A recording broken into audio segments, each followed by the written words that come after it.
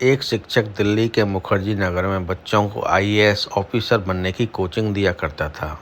वह अपने काम में बहुत ही ज़्यादा माहिर थे और बच्चे उनकी बातें सुनने के लिए हमेशा ही उत्सुक रहते थे, क्योंकि वह बच्चों को बहुत अच्छी तरीके से मोटिवेट भी करता था, जिससे बच्चों की पढ़ाई बहुत ही शानदार चलती थी और बच्चों को पढ़ाई में बहुत ज़्यादा सहायता मिलती थी। एक बार सर ट्यूशन क्लास में आए और सभी बच्चों ने खड़े होकर उन्हें प्रणाम किया। सर ने कहा, बैठ जाओ बच्चों। सभी बच्चे बैठ गए। सर ने सभी बच्चों को ट्यूशन देनी शुरू की। कुछ देर बाद सर ने एक बच्चे को ट्यूशन क्लास में नोटिस किया कि वह अपने ही ख्यालों में गुमसुमता रहता था। वह शिक्षा के प्रति उत्सुक नहीं था एवं शिक्षा में उसकी कोई भी रुचि नहीं थी। जैसे उसके माँ बाप ने उसे ज़बरदस्ती से ही आईएएस बनने के लिए उसे भेज दिया है। सर ने उस बच्चे को खड़ा किया और उससे पूछा, बेटे, जो सवाल सभी को बताया जाता है वह तुमको भी बताया गया। वह बच्चा थोड़ा सा घबरा गया और टीचर ने जो सवाल उससे पूछा वो उसे बताया नहीं गया तो सर को गुस्सा आ गया। सर ने कहा, तुम्हारे माँ बाप ने कितनी मेहनत करके तुमको यहाँ पढ़ने के लिए भेजा है और तुम पढ़ाई में ध्यान नहीं दे रहे हो। ज़रा अपने माँ बाप की बढ़ती उम्र को तो देखो। अगर तुम समय पर रहते हुए कामयाब नहीं हुए तो तुम्हारी कामयाबी किसी को काम की नहीं रहेगी, और यदि समय एक बार तुम्हारे हाथ से निकल गया तो पूरी ज़िंदगी भर पछताना ही रहेगा, जिसका कोई भी उपाय नहीं है। इसलिए अपनी पढ़ाई पर ध्यान दो और अपने माँ बाप के जो सपने हैं उनको पूरा करने में लग जाओ। यह बात सुन के लड़के की आंखें खुल गई। जब ट्यूशन की क्लास ख़त्म हुई तब ट्यूशन टीचर क्लास से बाहर निकला और तभी वह लड़का, जिसका नाम अनुराग था, वह ट्यूशन से भी बाहर आया और सर से आकर कहा, सर, आपने मुझे जीवन के सच से रूबरू करवा दिया है। उसके लिए आपका बहुत बहुत शुक्रिया। परंतु मैं कोई नालायक बच्चा नहीं हूँ।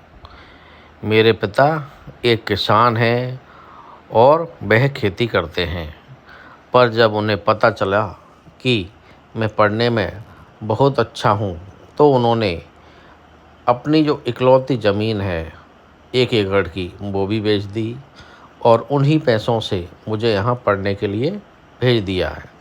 और अब मेरे पिताजी दूसरों के खेतों में मजदूरी करते हैं और मुझे यहाँ पर पढ़ाते हैं। मेरे क्लास में इसलिए ध्यान नहीं था क्योंकि मैं अपने पिता के त्याग और अपने परिवार के दुखों को याद कर रहा था। बूढ़े होने के बाद भी मेरे पिता ने अपना सब कुछ मेरे लिए दांव पर लगा दिया।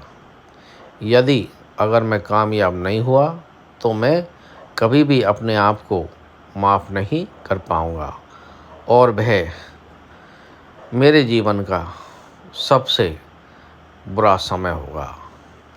मैं आईएएस अफसर तो बनना चाहता हूँ, जिसके लिए मैं बहुत मेहनत करता हूँ, पर आज आपने मुझे दोबारा अपने दुखों से रूबरू करा दिया। इसलिए मुझ में पढ़ाई के प्रति और ज़्यादा जज्बा आ गया है। मैं आपका बहुत बहुत धन्यवाद करता हूँ। लड़के ने शिक्षक से कहा कि मेरे पिता आज तक ट्रेन की एक अच्छी सीट पर भी नहीं बैठे हैं। जब मैं बहुत बड़ा आईएएस अफसर बन जाऊंगा ना, तब मैं अपने माता पिता को यूरोप के टूर पर प्लेन से सफ़र कराऊंगा और मैं उनको यूरोप ले जाऊंगा। उस वक्त सर मैं आपको फ़ोन करूंगा। शिक्षक ने बच्चे की हिम्मत बढ़ाते हुए कहा कि मुझे यकीन है तुम एक आईएएस ऑफिसर ज़रूर बनोगे और अपने इस शिक्षक को हमेशा ही याद रखोगे और अपने माँ बाप के सपनों को तुम ज़रूर ही पूरा करोगे। ये मेरा तुमको आशीर्वाद है। लड़का शिक्षक की बात सुनने के बाद वहाँ से चला गया। शिक्षक ने कई सालों तक बच्चों को आईएएस ऑफिसर बनने की ट्रेनिंग दी और एक दिन जब शिक्षक कार से अपने घर जा रहे थे तभी उसके पास में एक अनजान नंबर से फ़ोन आया और उधर से आवाज़ आई, नमस्ते सर। शिक्षक को पता नहीं था कि वह कौन है, इसलिए शिक्षक ने भी नमस्ते का जवाब दिया। उधर से फिर एक आवाज़ आई, सर मैं वो अनुराग बोल रहा हूँ, आपको याद है ना, मैंने आपसे वादा किया था कि अगर मैं कामयाब हो गया तो मैं आपको कभी नहीं भूलूंगा और अपने माता पिता को यूरोप के टूर पर भी ले जाऊंगा।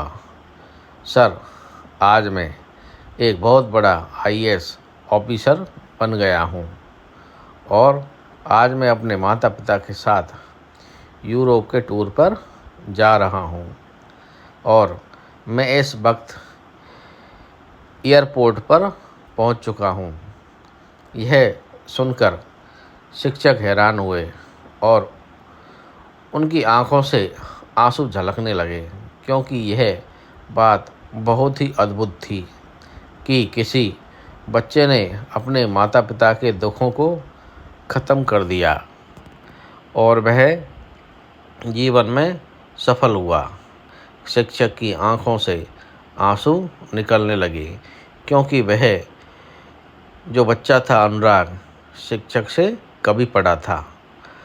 अनुराग ने शिक्षक को कहा, आपका बहुत बहुत शुक्रिया।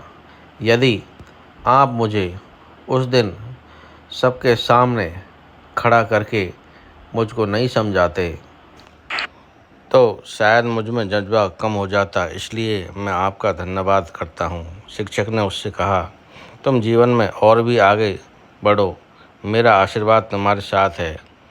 यह सुनने के बाद अनुराग ने शिक्षक को नमस्ते किया और फ़ोन काट दिया। दोस्तों, इस कहानी से हमें क्या शिक्षा मिलती है, कृपया मुझे कमेंट करके ज़रूर बताएं।